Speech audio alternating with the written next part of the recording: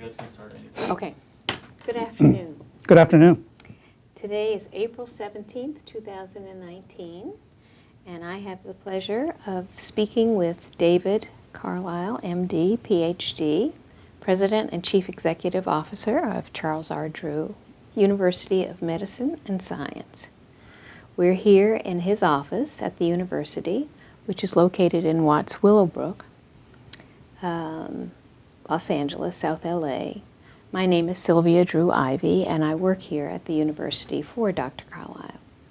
I'm conducting this interview as part of the university's oral history project. First, Dr. Carlisle, thank you for making time in your schedule for this conversation. I want to begin asking you to tell us a little bit about your personal background as a young person. When were you born? Where were you born? And tell us a little about your family history. Well, I was born in 1954. I'm not a Los Angeles native. I was born in Fort Belvoir, Virginia, which is a U.S. Army base in Northern Virginia, right next door to where my mother was from, which is Alexandria, Virginia. The reason I was born there is that my father was in the Army, and he was stationed there in the Corps of Engineers when I was born. Okay. So I'm actually a native Virginian, as is my mother.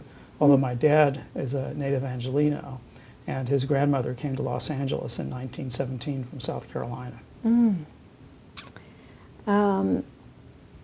Was Fort Belvoir, Virginia, a segregated town at the time you lived there? Yes. And there's the prototypical southern-facing statue in the downtown square. Although I should say that's Alexandria that I'm describing, not Fort Belvoir. I see. Fort Belvoir was is an Army base. Army base. And as such, kind of led desegregation in the United States during the period after World War II and the Korean War. How long were you living in the Fort Belvoir, Virginia area? I'd probably less than a year in total, although I had lived there also at different periods of time growing up as well, but probably just less than a year after my birth. You moved where?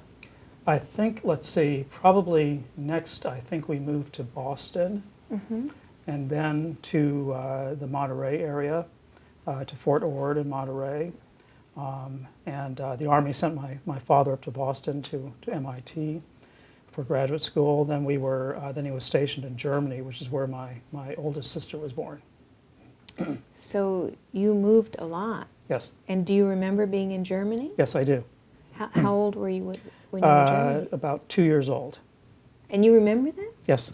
Oh, what do you remember? Well, I know my mother tells me, I don't remember this, but at one time I spoke more German than English. Oh, my goodness. Because I had a German nanny. Yeah.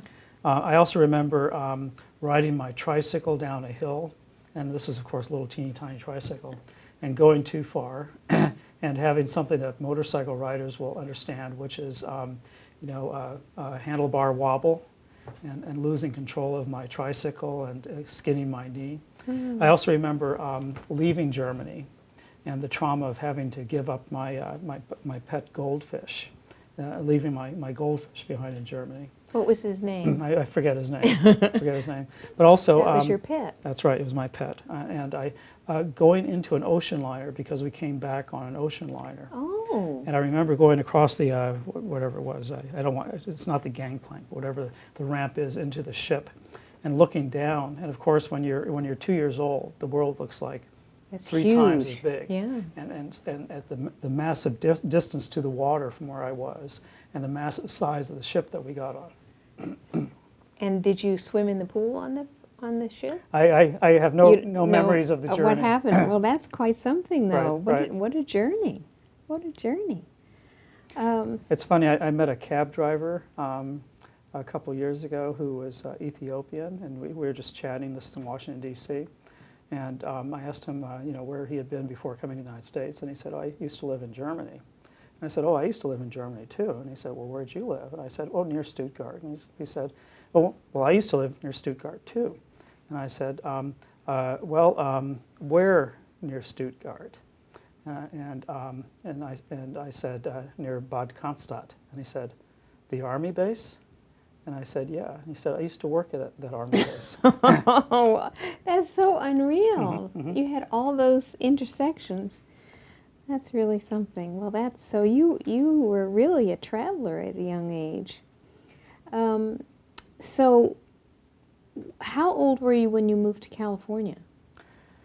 Well, in Fort Ord would probably be less than 2 years old for the first time. That's in California? Yes, Monterey. Okay. It's now the home of CSU,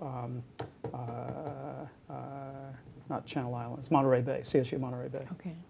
Okay. So 2. So you wouldn't remember very much about that. No, and then we moved back down to Los Angeles after leaving Germany.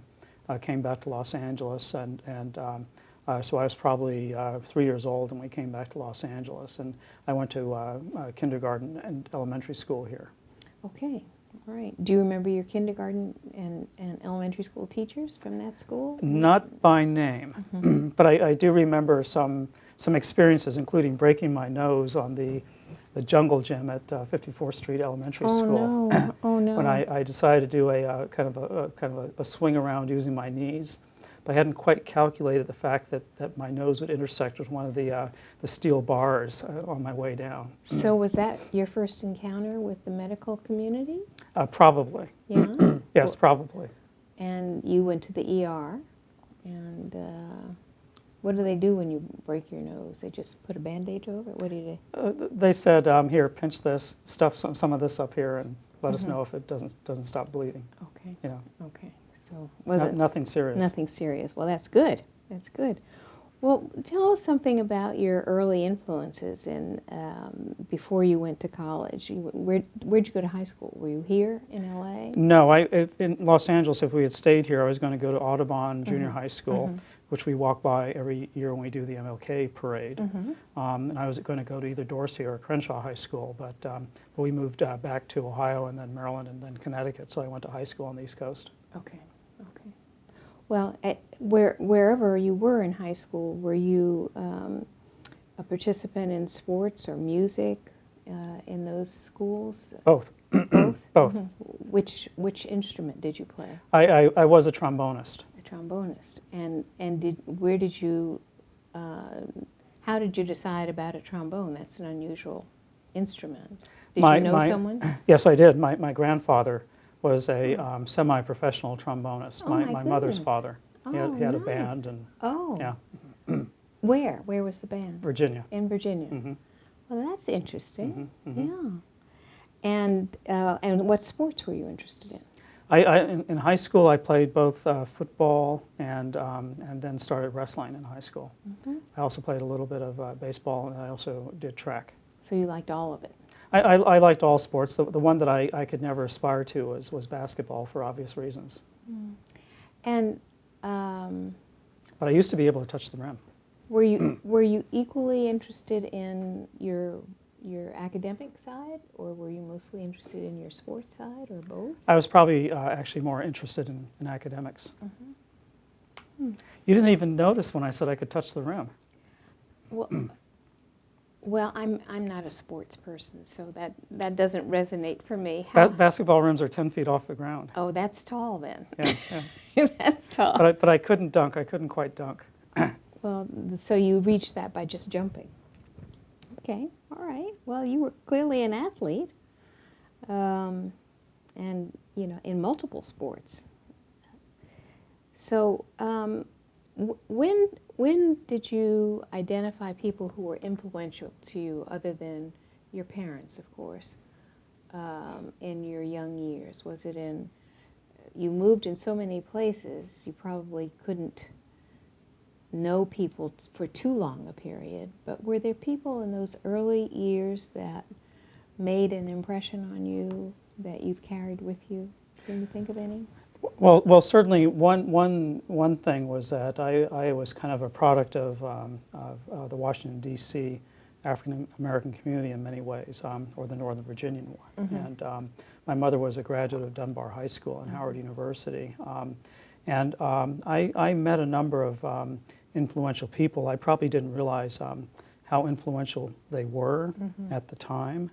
But in thinking about people that I would just kind of run into casually, friends of my parents.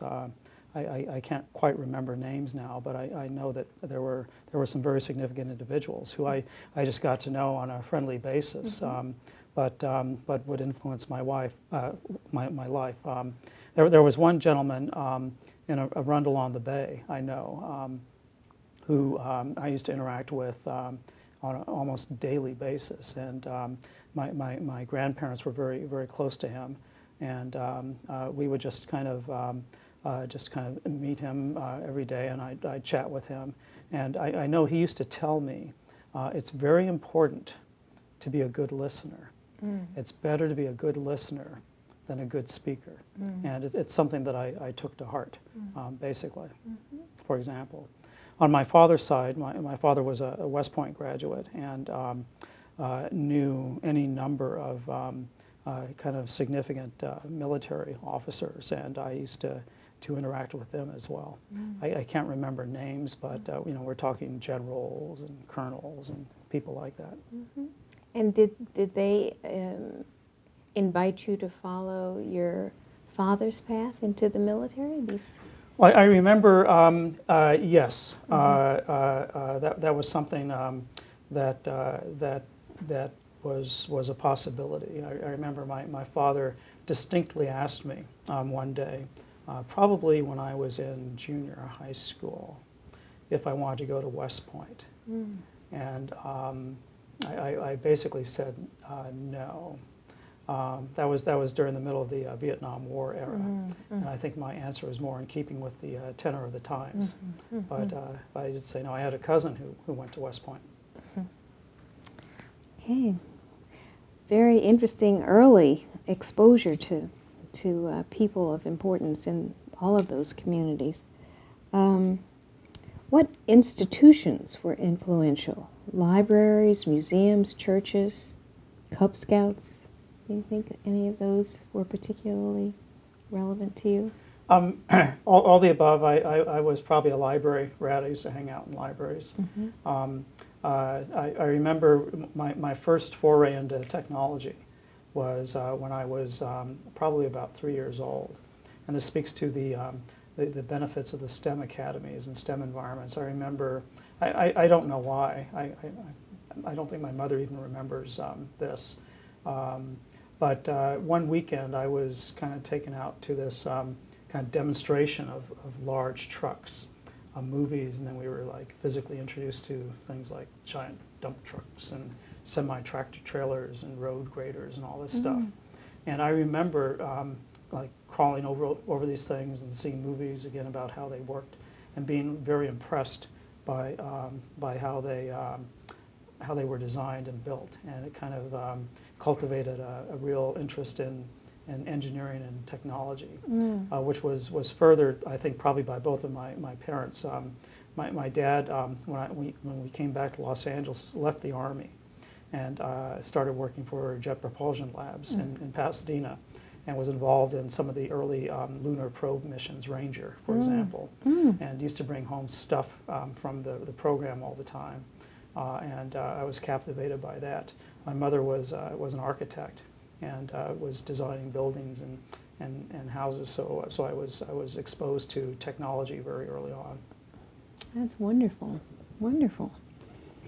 When you were in, let's go to high school. When you were in high school, which subjects were most compelling to you? Did you like the literature side, the English, or the science side, or both? Well, I will say I liked them all. I don't know if there was a subject I didn't like. Maybe there was a subject that I didn't take because I didn't like it. I can't remember one that I didn't like in particular, but I especially liked science. And so science always came kind of very easily to me. But I was maybe I wasn't very good at languages. I mean, I studied Spanish for 4 years in high school and never became fluent. My wife, on the other hand, never studied it formally, and she's perfectly fluent. She had the language gene that she passed on to our daughter. Yeah. But I never could become fluent in Spanish, although I tried. But I was always more of a science kid, and I'll give a shout out to two individuals.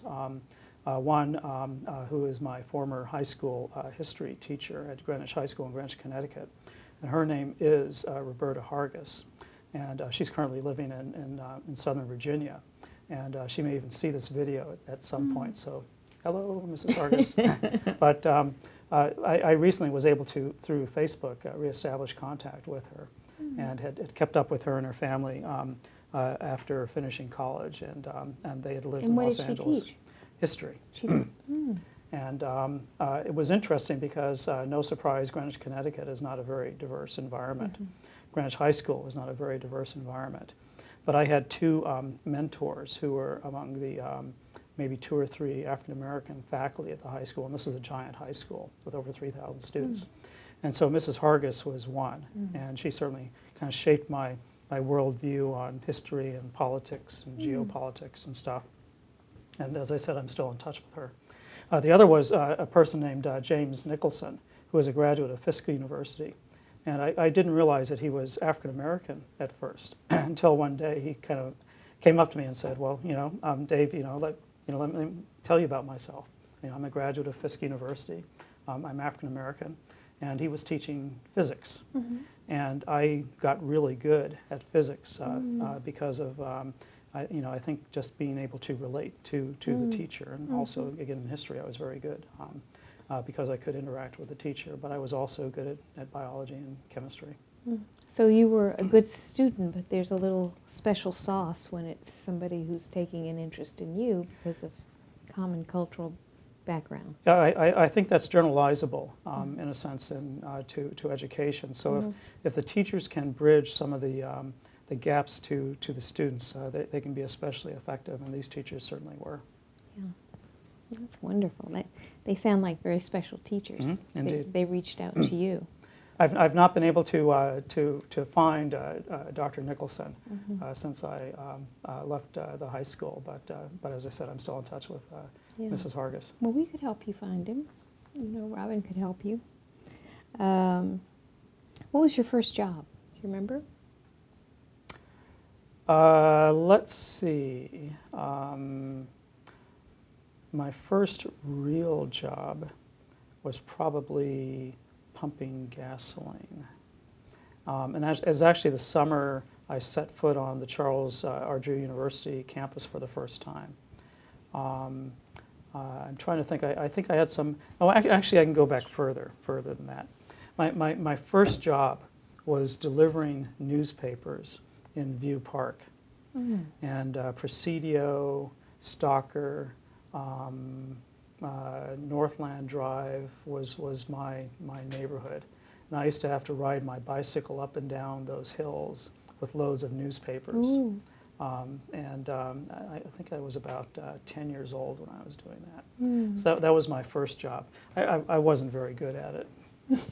It's a job for a 10-year-old. But then when I came to Drew, I was looking for a summer job. My father, in 1973, after my freshman year in college, told me that there was this new university in Los Angeles that I had to go check out. He didn't want me sitting on the couch all summer. And so I came down here and I started cold calling, cold knocking on the doors of some of the bungalows. It was all bungalows, of course, at the time, and didn't end up at CDU, so I ended up pumping gasoline in West Los Angeles at a mobile station that is still open right now. Oh my! On the corner of Sepulveda and near the Fox Hills Mall.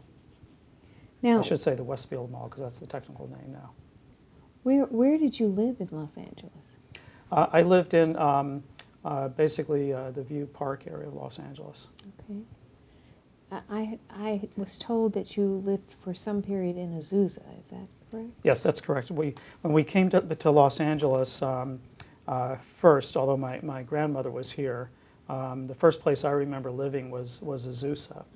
And that's where I met a group of very influential gentlemen one evening. I remember my father called my two sisters to the front door to meet these influential gentlemen. who were standing at the front door, and they were these three, I remember, especially bigger than my father, white guys, and they were cordial and friendly to me and stuff. And you were how old? And I was probably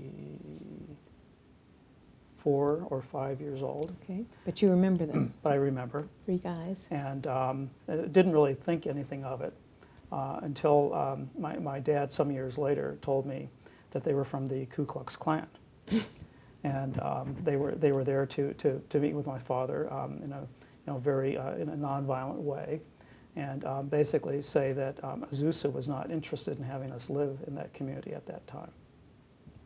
And do you remember anything about your father's interaction with them? Was it low key, or it was pretty low key? He's was a former Army officer, had been in combat and stuff. He wasn't very intimidated. Easily intimidated. Right. But we left Azusa shortly thereafter. Mm-hmm. Well, maybe that was a message to your father that he didn't want you growing up in an area where there was an active Ku Klux Klan. Well, I think what our father wanted us to see was that he was not somebody who could be easily intimidated in the face of pressure, and that he didn't want us to be easily intimidated either. Yeah. Oh, that's amazing, though. What year was that? Do you remember, roughly? Probably around 1959 or 60. That's pretty late for that to be happening in California, too. I mean, I've heard there are problems with the Klan in Northern California, but I really haven't heard. That's the first sighting of Klan members in this area that I've heard of. That's pretty amazing. Okay, let's turn then to your education and career. But that was fascinating to hear what your beginnings were. You were a world traveler. I didn't know all that. Well, I've since lapsed on that, quite frankly. Well, but you did it early. You don't have to go back now. Where did you go to undergraduate school? I went to Wesleyan University in Middletown, Connecticut. And what drew you to Wesleyan? Well, this is another interesting experience. My parents had always kind of essentially motivated myself and my sisters to go to, we all understood we were expected to go to college, so that there was no discussion about that. It was a question of basically where. And they hadn't put a lot of pressure on us. They weren't directing us in any specific direction. And I hadn't really given it a whole lot of thought until about my sophomore year in high school. And I remember in my sophomore year getting back my PSAT results. And the counselor called me into her office, and she said, Dave, you did pretty well on this test. We have this software that basically says where you should think about applying to college given your PSAT scores. And there were some schools on the list that I knew about, and some other schools that I didn't know much about. Wesleyan was one of the ones that I didn't know much about. But I ultimately had to make a choice between going to Reed College in Portland, where one of my cousins was already a student, Wesleyan in Connecticut, Princeton, obviously in New Jersey, and visited the schools and was received so positively at Wesleyan that it was kind of a no-brainer in terms of a decision. Wesleyan at the time, and still is, one of the most diverse universities in the country, a very strong African-American and Puerto Rican and Dominican presence. In fact, one of our most celebrated alums is the person who brought us Hamilton, Lin-Manuel Miranda. Oh, he's a Wesleyan graduate. Yes. Interesting. Wesleyan at the time was a very strong science school and kind of a pre-law economic school. When I was there, they built a music and entertainment center and became an entertainment and music school as well. And what did you major in at Wesleyan? Chemistry. Chemistry. And you had been very strong in physics. Had you taken chemistry in high school? Yes. Yeah. And you liked that as well?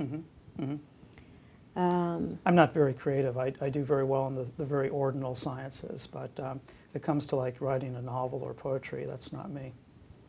Not yet.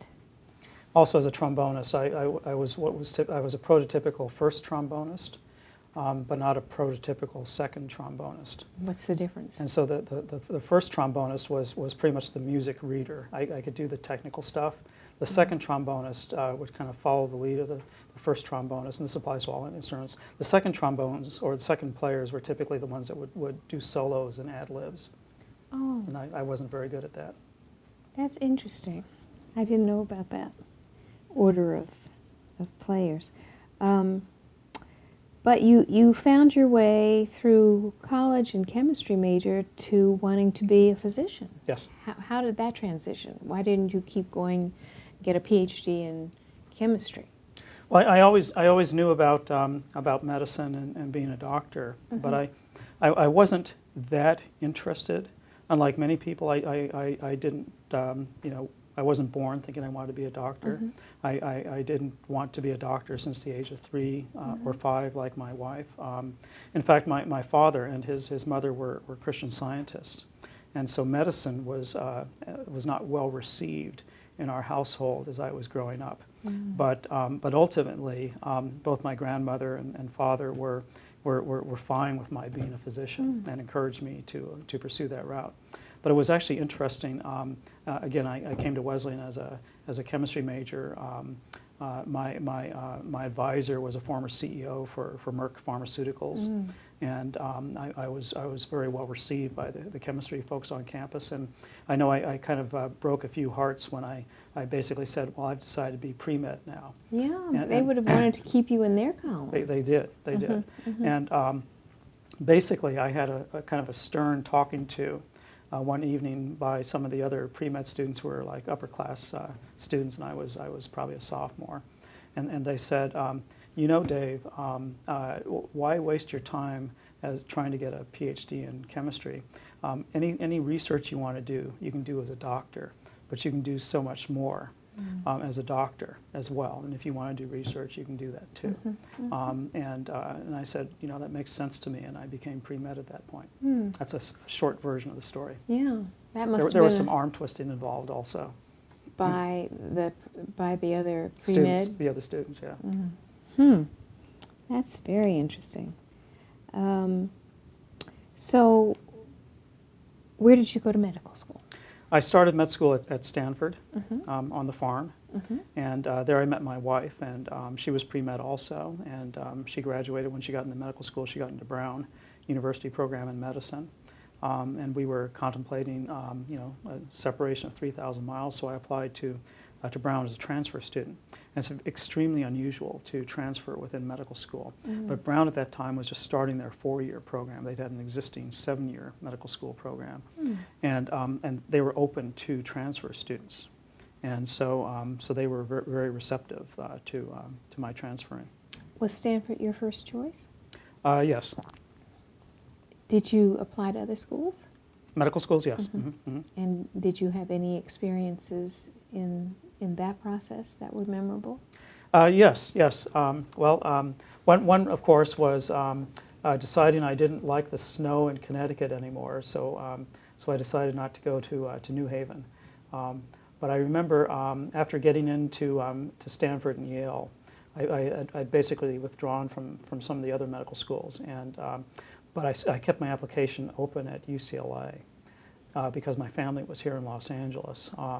And then I got invited out to do an interview at UCLA, and had a very memorable experience. I was obviously a pretty strong medical school applicant, and I remember the interview. I don't remember the name of the individual who conducted it, but I basically was told that I wasn't qualified because I'd never taken a medical genetics class.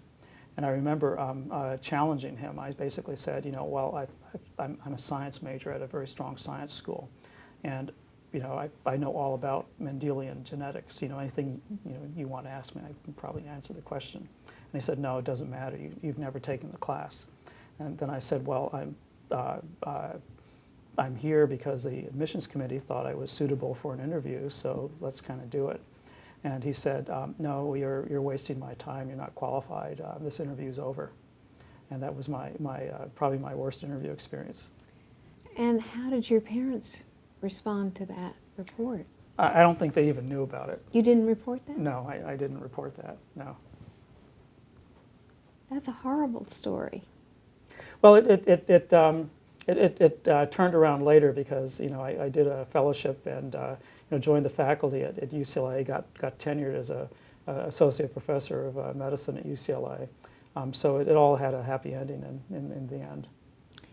Well, you were obviously qualified, overqualified to be admitted to UCLA or any other medical school in the country.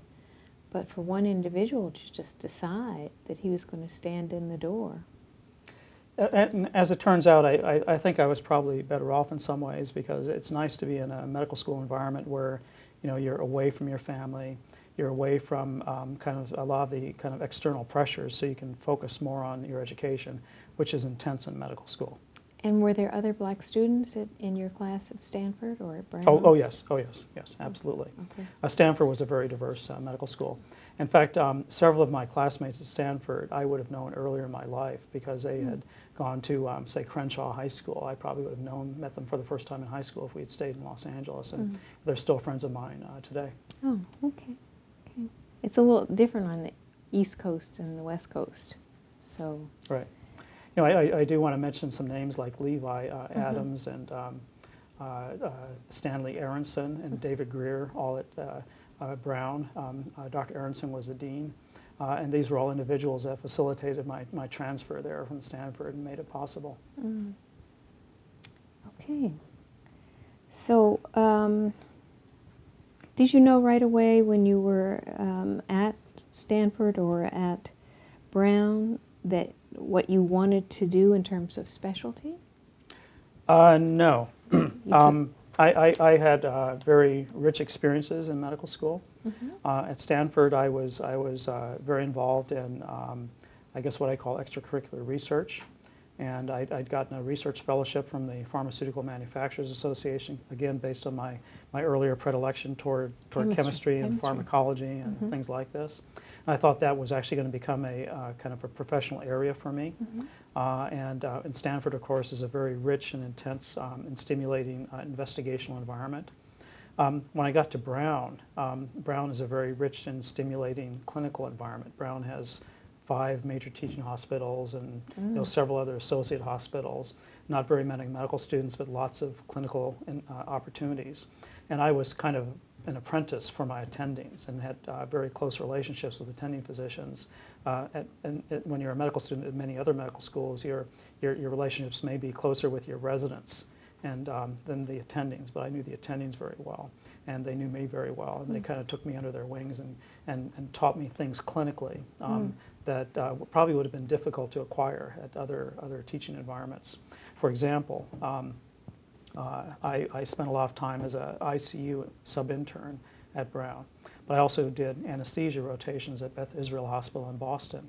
And one of the things I got very good at as a medical school student was actually doing endotracheal intubations.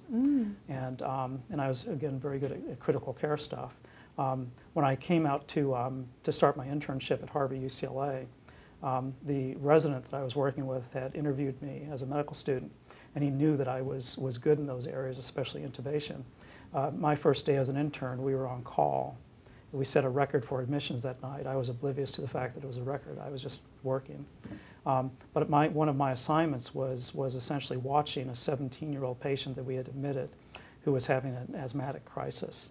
And the reason that I was assigned to watch her, basically, was that I had an endotracheal intubation tray with me at her bedside.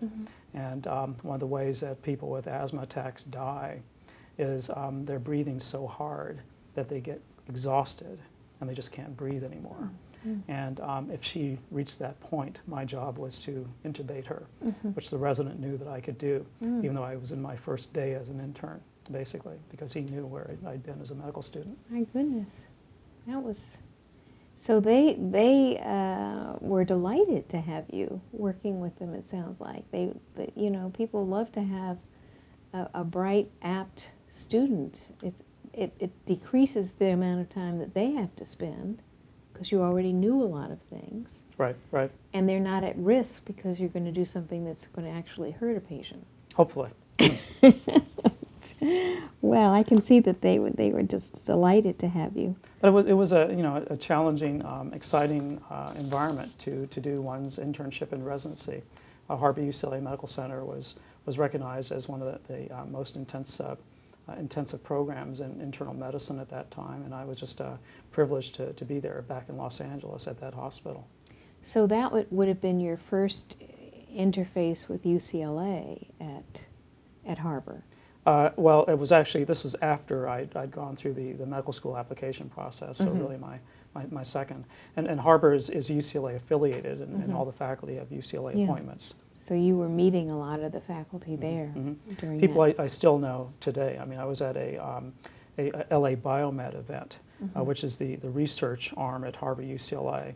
And at that event just a week ago were probably half a dozen individuals who were my attending physicians, my teachers, when I was an intern and resident at Harbor UCLA, one of whom, J. Michael Carlisle, is noted for starting the concept of paramedics in the United States. My goodness. And so Harbor was the home of paramedic training. Another innovative thing that Harbor gets some credit for is starting the nurse practitioner profession. Yes, I think I knew. I heard that story about the nurse practitioners there. That's something. Well, that was a unique place to do your training. But you finished your residency, and was it right after that you went back to UCLA for the PhD? No, I did a fourth year as a chief resident in internal medicine, and my wife and I both had National Health Service Corps commitments. I'd received funding when I was at Brown, as did she. And we had 2 years of service that we owed the federal government. Right. And for us, this was a perfectly excellent deal because we both wanted to work in underserved areas, and the Corps was going to put us into underserved areas, but we didn't know where. And so literally the clock was approaching midnight. And if we had not put a deal in place for an assignment, when midnight came, we were going to be assigned somewhere by the National Service Corps. And we thought it would pretty much come down to somewhere in either Guam or Mississippi was where we were likely to be assigned, which was still fine with us. But around 10 o'clock that night, the phone rang, and it was the medical director at the Watts Health Center, Dr. Michael Owens, who's somebody I'm still in touch with today, and we see him frequently. And he basically called up and said, hey, would you guys like to come work for us in South Central Los Angeles? And of course, that was a no-brainer. And we spent 2 years at the Watts Health Center. My wife also worked at their centers in Huntington Park. Excellent. And was Clyde Oden the director? Yes, there? he was. Yes, he was the CEO. Yeah. And Cherry Poyot was the head of internal medicine. And at the time, I was pretty much a kind of a hospitalist physician, although that term didn't exist. But I was good at doing virtually any inpatient procedure, central lines, Swan-Ganz catheters, arterial lines, paracentesis, thoracentesis. You name it. If it involved a needle or a scalpel, I could probably do it. But I was not good at outpatient medicine. Outpatient dermatology, outpatient GYN, I was not good at that stuff. When I went to Watts, it kind of totally expanded my kind of intellectual horizon. And I was doing primary care internal medicine instead of hospital-based internal medicine. And I got exposed to public health, to managed care. Watts basically paid for me to go to UCLA to get a master's degree in public health. At that time, I met one of my career-long mentors, Dr. Paul Torrens, and basically started going down a pathway that kind of led me to where I am today, where I got interested in population medicine, health policy, health management, health services, public health, and that type of thing. So what year were you at UCLA for the master's program? So that was probably from 85 through 87, 1987. Okay. So UCLA again. I also came back to UCLA to do my fellowship training. So I was a Robert Wood Johnson Foundation clinical scholar at UCLA from 1988 through 1990. 2 years. And what was your program there? So it was the Clinical Scholars Program, so that was a training program in health services research.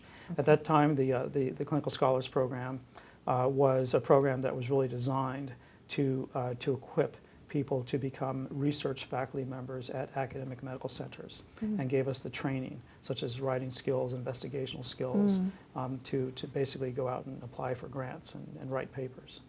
Is that where you had the person who trained you about everything being correct on the page? Oh yes. Well, actually no. That's well, sort of. I was also overly ambitious, so I already had my MPH when I became a clinical scholar. I'd also worked a year full-time as a clinician at Kaiser Permanente on Sunset, but so I figured it would be not a heavy lift to try to get a PhD. I'd already done all the prerequisites, all the coursework, and so it took me a little bit longer than I anticipated, but I finally finished my dissertation, and here I am submitting it for review by the university registrar. I guess I'm not sure exactly who it was, but basically this was in the days before word processors even. And you were still putting kind of hard copy stuff onto paper. And one of the jobs of this person was to take this box and look at all the pages and make sure that all of your pages fit within the confines of this box. And of course today we could do that by highlighting and resetting margins, and it'd be very easy, but then it was very hard. Now fortunately I did not have any issues with my dissertation as far as that was concerned, but I did have an issue with getting my degree. What was the issue? So the issue was I've submitted all the paperwork, and the registrar calls me back in and basically says, David, congratulations, you're ready to get your degree. And I said, thank you very much. And she said, but there's a problem. And I said, oh, what's the problem? And I did consider, in my mind, any problem was just another challenge to be overcome. But she said it was more serious than that. And so I joined the faculty at UCLA in General Internal Medicine in 1991. And here it is, 1992, and I'm actually getting my degree. And she said, we have a technical issue. And I said, okay, enlighten me so we can deal with it. And she said, well, you're on the faculty, right? And I said, yes. And she said, you're a regular series professor, right? And I said, yes. And she said, well, that's what the problem is. You can't be a regular series professor at the University of California and a degree-seeking student at the same time. So it is technically impossible for us to confer a degree upon you when you're a faculty member. And I said, okay, I guess I can see why that might be an issue. What's the solution? And she said, well, there's only one solution. And she said, it's either giving up your degree or resigning from your faculty position. I said, oh, that's a great choice. And she said, yeah, but it's the only choice. And I said, well, let me get back to you. So I went back to my division, and I said, here's what they say. They say I've got to resign from my position. And I had a very good position. I had basically what's called an FTE position. So I had state funding through the university that paid part of my salary, which is a very rare situation. Plus I was in a tenure track position. And I had a lot of support, and UCLA had recruited me. And I was going to have to resign from that. And I knew that there was a chance that, they didn't have to hire me back if I resigned, basically. But my colleagues, Martin Shapiro was the division chief, Robert Oy, Bob Brook, these are all people still at UCLA, although Martin Shapiro is now in New York City. They basically kept the position open for me long enough for me to resign, to technically register as a student for the end of the spring quarter at UCLA. So I could actually technically get my diploma. And when I got my degree, I was able to come back and rejoin the faculty in the same position. They made it work. They made it work. Made it work. So at that time, I have to say, all due respect and kudos to the people in general internal medicine at UCLA. They really supported me. They mentored me. They backed me up. I remember even Dean Mellenkopf. Dean Mellenkopf and I knew each other. Here I am as a very junior faculty member. And I used to bump into him all the time, and he was very involved in the creation of our university, Charles R. Drew University. And he actually had a special interest in my career success and would speak to me all the time, ask me how I was doing. And would go on to people like the department chairs in internal medicine at UCLA. The UCLA colleagues I had were very, very supportive of me during. I mean, it's hard to make tenure at a research university, and more people fail to do it than succeed. And I was able to succeed because of the support that I was given by my colleagues. Yeah, and what you offered yourself. Yes, It yes. wasn't just a favor; you had earned it. I remember I was driving home with my kids, both in the back seat of our car, and I knew my application was before the Appointments and Promotions Committee. I got a phone call from one of my colleagues, Dr. Catherine Kahn, who's still at UCLA, and she called me up and she said, David, are you sitting down? And I said, yes, I am, but I'm driving. And she said, oh, well, drive carefully, because I have some good news to share with you. And she was on the committee that you've just been granted tenure by UCLA. Wonderful. So that was a highlight of my career. What year was that? That was 1996. And was your dad still alive at that point? Yes, he was. And so you were able to report that? Wonderful. Wonderful. Actually, I think it was 1998. Excuse me, 1998. I should know that. Yeah. That's wonderful. Wonderful. It's really I didn't have a car accident. You just kept your cool. Well, I didn't quite keep my cool. My kids probably thought I was crazy, but it was good crazy. How old were they at that point? Let's see. Our son was 10, daughter 8. Okay, so they were still little people, but they could understand that it was a very exciting event. But not too exciting.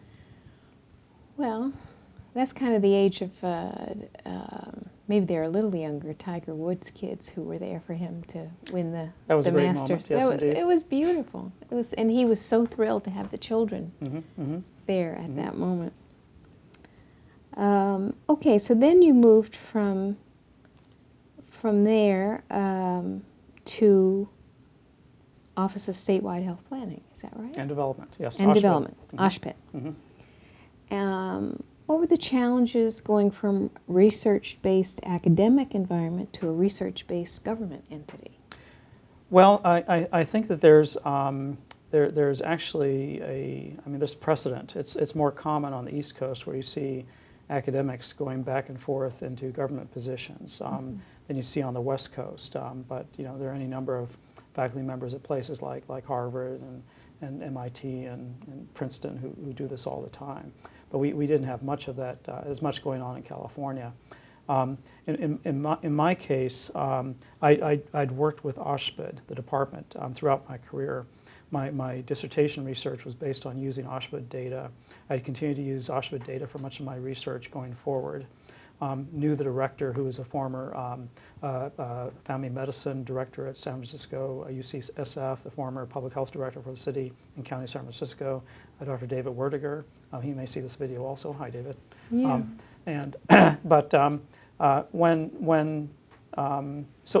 When Pete Wilson was leaving office and Gray Davis was coming into office, basically for the directors, who are all political appointees, they're all asked to leave office, basically.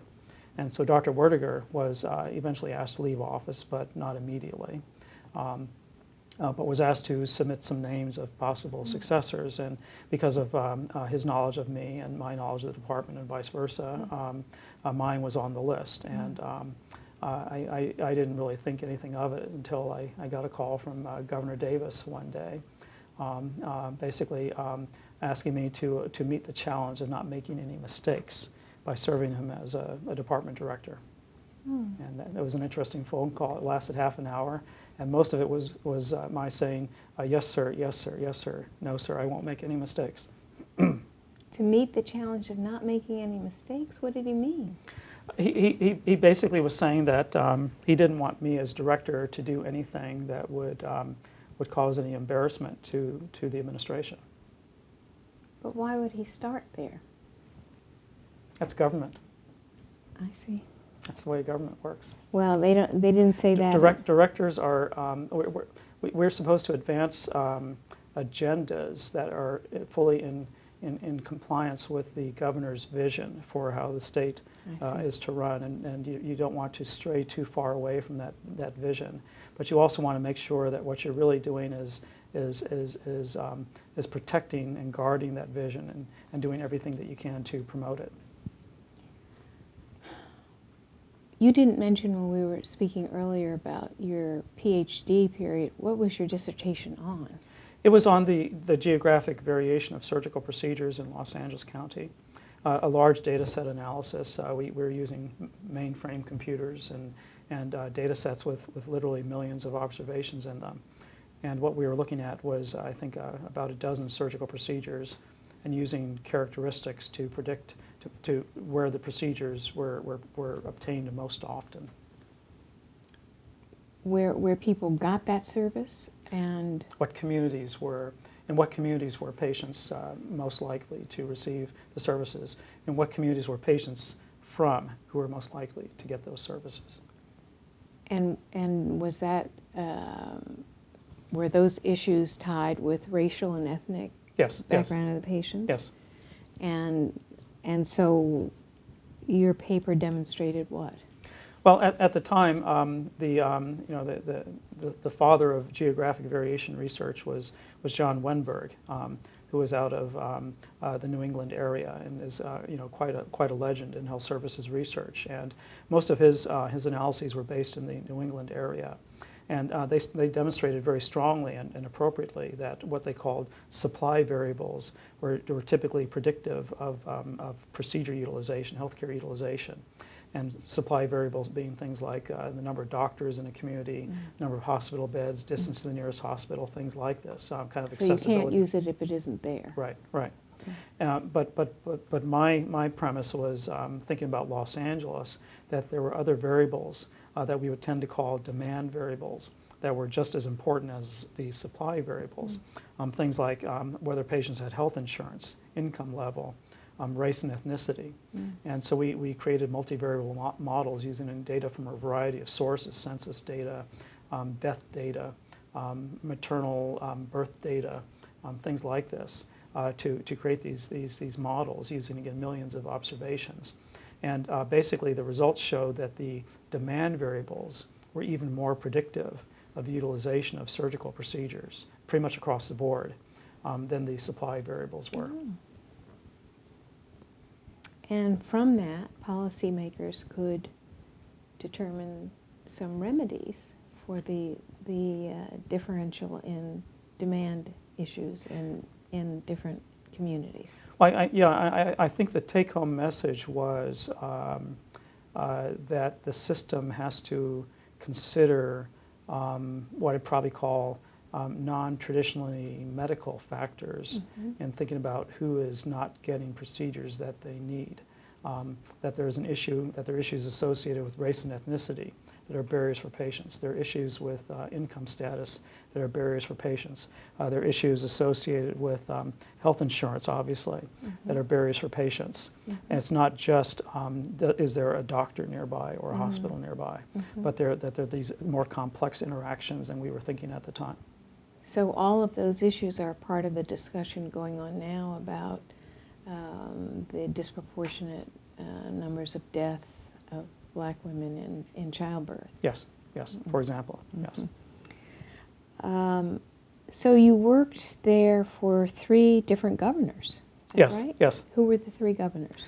So Governor Davis until 2003, then Governor Schwarzenegger until 2010, and Jerry Brown for 1 year.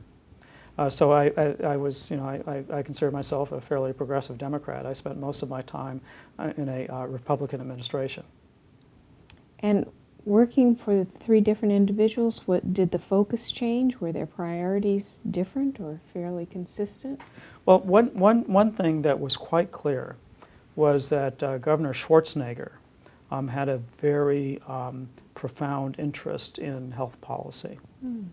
And that's a surprise. Yes and no. It wasn't given his public persona, not the insider's knowledge of him, but the. I think one thing that people forget about Arnold Schwarzenegger is that he is an immigrant. Mm. And he came to this country and from Austria, Mm-hmm. and he was uninsured. Mm. And he knows what it's like to not have health insurance. Mm-hmm. And you know, he had to build his career as a bodybuilder without having initially access to health insurance. Mm. And so he experienced those challenges. Mm. So it's no surprise that, that Governor Schwarzenegger became one of the country's leaders in pursuing universal health insurance. Mm. At that time, we had the Massachusetts model, Romney Care. Mm-hmm. And Romney Care was the model that we used in the Schwarzenegger administration to pursue what I call the Schwarzenegger Health Plan. Mm. And I was a part of the team, small part, but part of the team. And we used to get together. We'd be meeting in the Health and Human Service Agency, the governor's office, and basically we were putting the plan together. We basically had a legislative package. It was polling well in both houses. It was going to win. We almost had universal health insurance modeled after the state of Massachusetts in California, probably in 2007. Mm. But then something happened. What happened? The recession. Oh. And anything involving, you know, fiscal challenges was pretty much off the table. Mm. And even though we thought we had votes before the recession to enact universal health insurance based on the individual mandate in California, we were not able to pursue it after the recession. The ultimate irony is that California's loss became the nation's gain, because many individuals on the Schwarzenegger healthcare team then went back to Washington and joined the Obama team that created the Patient Protection and Affordable Care Act. And now you are in a kind of deja vu situation working to support Medicare for all. Yes, I am a supporter of Medicare for all. David Lazarus, I just wrote you a letter to the LA Times, but I am a supporter of Medicare for all. And he had a great article in the paper 2 days ago about this subject. But I'm also a supporter of single payer, which is Medicare for all is a version of single payer. But I'm also quite happy with the Affordable Care Act, which is not Medicare for all. It's basically using the existing healthcare system with its current structures and basically expanding those to achieve near universal coverage, which I think is a very appropriate and expedient step toward what I'd call more true universal health insurance. Well, it's been an extraordinary lifesaver for so many millions of people in this country. And of course, our institution, Charles R. Drew University of Medicine and Science, is basically, you could say that the Affordable Care Act was designed with our institution and the community that we serve in mind. This community has probably benefited more than almost any other from the benefits of the Affordable Care Act. Let's move then to your current position as president of Charles R. Drew University. Did you have a relationship with CDU when you were at UCLA? Yes. You did. What was your relationship then? Well, it was multifold. I'd had a relationship with CDU since I came back to Los Angeles and became an intern in 1981. So I was a member of the Joint Council of Interns and Residents, which is basically the collective bargaining unit for residents, LA County residents, and we used to meet with the MLK County residents as we were doing contract negotiations. And I had friends at the county hospital, interacted with them frequently, medical school classmates at the university, et cetera, et cetera. So I was in touch with Drew back in the probably in the early 1980s. When I became a professor, one of my first papers was co-authored by Dr. Vidya Kaushik, who's now a member of the faculty here. And he was one of my co-authors. We were looking at quality of care for patients getting cardiac procedures, and he was the leader of the research here at MLK County and CDU, for example. And then Drew went through its hard times with the closure of the MLK hospital, and you were invited to come and work with the school to get it out of trouble.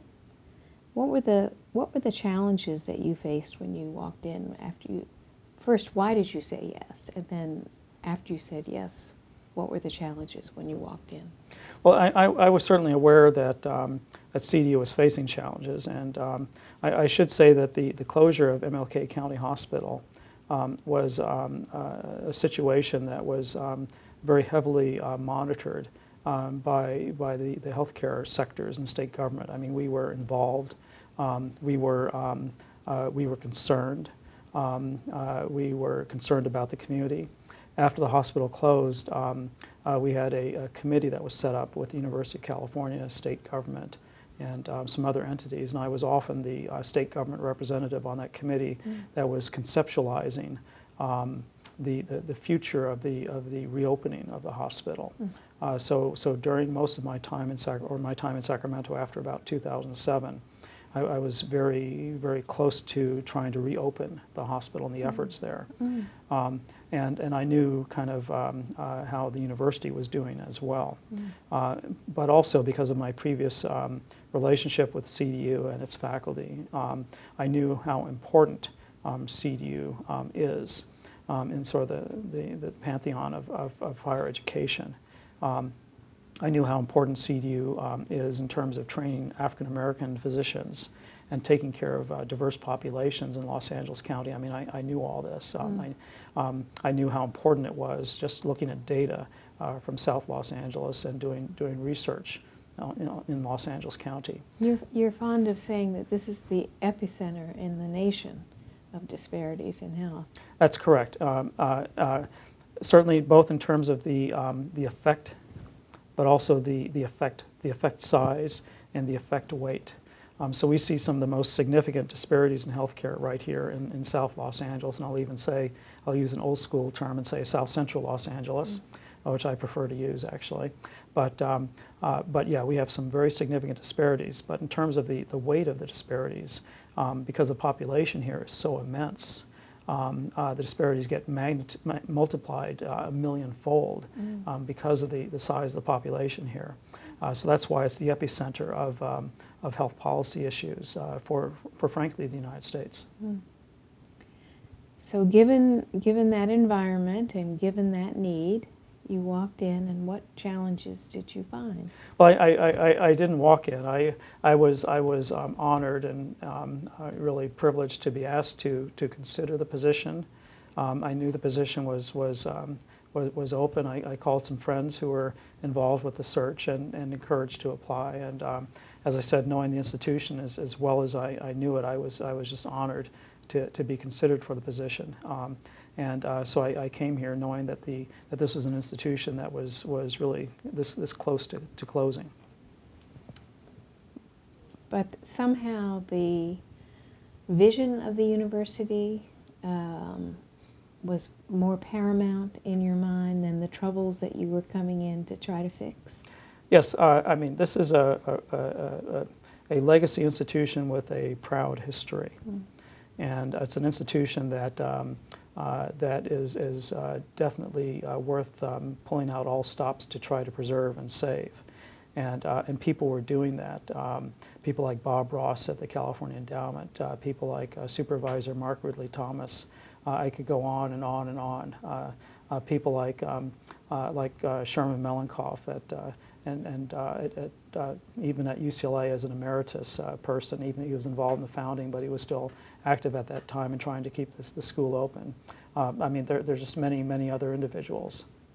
There's been a huge investment in this institution across many sectors. The state government chipped in, the University of California directly, many foundations, Uni Health Foundation, many others. Basically, they were not going to let the ship sink.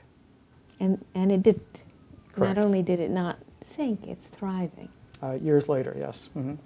10 years later. Did your vision of the direction you wanted to take on campus change over time, or did your vision stay pretty close to what you came in with? I would say it's changed over time. How has it changed? It's shifted from a tactical to a more strategic perspective in one sense. The tactical perspective when I got here was basically just trying to keep the university going. making sure that we were fully compliant. We weren't having crises.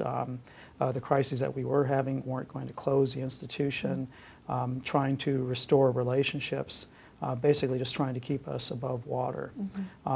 Once we were able to stabilize the university, the strategic shift, I think, is aspiring to realize the full potential of CDU as a higher education institution. During the years that you've been here, since 2011,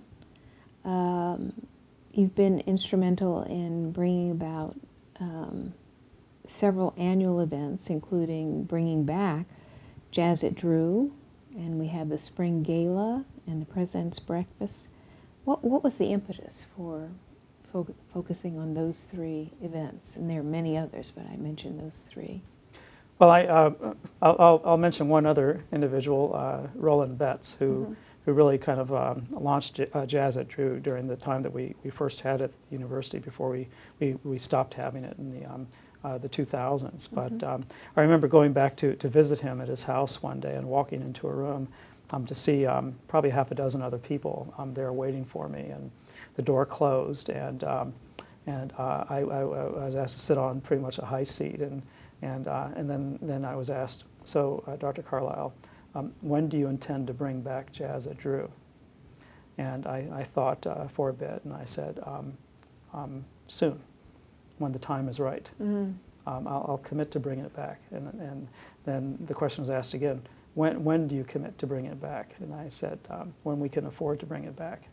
But the good news is, of course, that we were able to bring it back to the university. And I was happy to recognize Roland before he passed away for his contributions, not just to Jazz at Drew, but to the university as well. And I'm sure he was overjoyed that we were able to bring back Jazz at Drew. Why was Jazz at Drew such a cultural touchstone? Well, I can't really answer the question because I never, with firsthand knowledge, I never went to Jazz at Drew during the first phase, but I know that it was one of the touchstones of the jazz circuit on the West Coast for 15 years. And I certainly was aware of that. I was, again, too busy as a faculty member to take a few days off and listen to music. But for example, I was at a gas station in Los Angeles one day, and I happened to notice somebody had I think it was a sweatshirt that said Jazz at Drew. And so I went up and started talking to them, and they'd been, a frequent attendee. And so anyone who was into jazz in California knew about Jazz at Drew. And so this was a cultural icon that this institution had created, and was a symbol of a celebration of African American culture in Los Angeles that people gravitated to. This person didn't know that we were planning to bring back a Jazz at Drew when I met them at the gas station, so they were overjoyed to hear it. I've lost track of them. Didn't get their name, but I'm sure they've probably come to the campus to see the reopening of Jazz at Drew. It was also a way for community members living in the environment of the university to participate with us. I remember one of the early advocates, Mrs. Carter, would go to all of her friends, Nola Carter, and say, I want you to go to Jazz at Drew, and they would all go. It was their way of supporting the university and its enterprise, because the proceeds paid for scholarships, right? That's correct. For students. So, and they still do. It was a good point of connection between the community and the university. And we were founded as a community-oriented, even community-founded institution.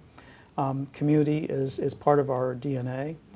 We would not be here if it hadn't been for the sacrifices of scores of individuals in 1965 who basically shouted out the need for health and education in this community. And many of those individuals are still with us today. Unfortunately, many of them are not. And of course, many of them gave up their lives in 1965 in pursuit of the aspirations of this community. And so it's an honor to be the president of an institution that celebrates their contributions. Are there moments that stand out in as a turning point in your career here at Drew? Well, every day is a new moment, and I'd put at the top of the list simply interacting with students, and it's in the middle of the afternoon I may get a little bit, I'm tired, my batteries need recharging, and instead of drinking a cup of coffee, what I like to do is go out and interact with some students on campus. And when you do that, it basically reaffirms exactly why we're here, and what we're trying to do for the young people who have committed their careers to being students at this institution. And so that's a constant highlight. What is your vision for the future of the university at this point? Well, we were recently ranked number 3 in the country by the Brookings Institution as a value-added university. We're celebrated for training thousands of individuals who are much more likely to be practicing in under-resourced communities throughout California. If we could be the 3rd-ranked value-added university in the country, taking students from a very challenged origins, and promoting, cultivating them so that they can be, by the midpoint in their career, be highly contributing members to underserved communities. If we can be successful at doing that for 50 years and be recognized as the 3rd best in the country at doing that, with our small size, imagine how much more effective we could be if we were much bigger. And so what we're trying to do now is increase the size of this university so that we can be even more broadly effective in addressing the health and healthcare needs of under-resourced communities. In particular, providing higher education attainment for young people from under-resourced communities such as Watts Willowbrook, Linwood, Compton, etc. How large are you now, and how large do you hope to be? We're currently specifically around 740 students. And our first goal is to get to a critical mass of 1,000, which we are imminently approaching. We want to get to 2,000 students. 1,000 is kind of a academic critical mass, so where you reach an inflection point in terms of long-term stability for a university. 2,000 is our next goal, but our real goal is to get beyond that. We'd like to see this be a university of kind of a mid-sized university, which you reach when you get to be about 4,000 students. Well, it's been an extraordinary journey, starting out as a postgraduate training institution to establish not only the medical school for the training of physicians, but a nursing school and a PA program and an undergraduate health sciences program. So there has been quite a lot of expansion since the days of the Watts Revolt. Yes, this university has accomplished a lot. I'm very, very proud of it. You just listed quite a few of those accomplishments. Our nursing program is our youngest college or school at the university. It's already our biggest. It's less than 10 years old. Founded in 2010, is already ranked at number 189 among the top 560 nursing programs in the United States. We're ranked number 2 in terms of student diversity among American not-for-profit universities. So these are all accomplishments. In all of our programs. Among all of our programs. All of our programs are fully and maximally accredited at this time. That was something that we couldn't say some years ago. We've had a very successful finance audit with 0 findings compared to roughly 10 years ago when we had almost 40 finance audit findings. So the university has improved. People have really pitched in to make this a very successful institution. And I will say one of the defining characteristics of the university, which is something that I see all the time, is that, and people remark on it when they visit the university, is our staff. So we have a very, I think, extremely engaging, motivated, mission-driven staff. And people, when they meet the workers at the university, no matter what their positions may be, they come away with the impression that not only is this somebody who cares about the university, who cares about the students, but also cares about the mission of the university and the community that the university is located in. And that's something that is frankly quite rare in higher education, but we have it at CDU, and kudos to our staff and our faculty for bringing that here. Well, kudos to you for all that you're doing to make all that come into being again for the university and for its dreams going forward. Well, I do call myself just merely the enabler. I mean, my job is when I can make everybody else as successful as they can be. That's really what I'm here to do. And whether that's through fundraising or encouraging students to do well or supporting faculty research opportunities, that's really my job, is to enable the university and its communities to perform optimally. Well, that's a very modest statement of your contribution, but we are all so grateful for where the university is today and for its stability and for its promise for tomorrow. So thank you for this conversation. Is there anything else that we should touch on that we haven't covered? I know this is not everything, but it's been a rich conversation. And well, I would say I'm looking forward to the future here at CDU, because I know it's going to be a bright, expansive future, and I just want to see what the future is going to bring, because we can definitely make contributions to the trajectory of health and healthcare in the state of California, and indeed the entire country. That's what we were created to do. And we've done it pretty successfully already, and we're going to do it even more successfully in the future. thank you. Thank you very much. Thank you, Sylvia.